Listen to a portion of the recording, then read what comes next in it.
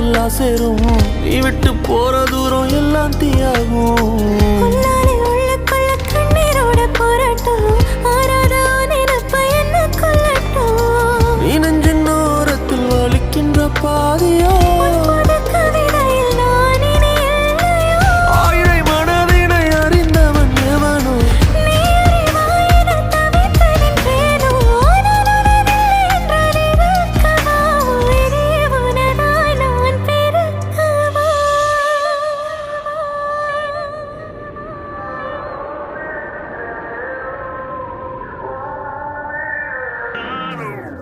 உன் கண்ணோரம் விழுந்த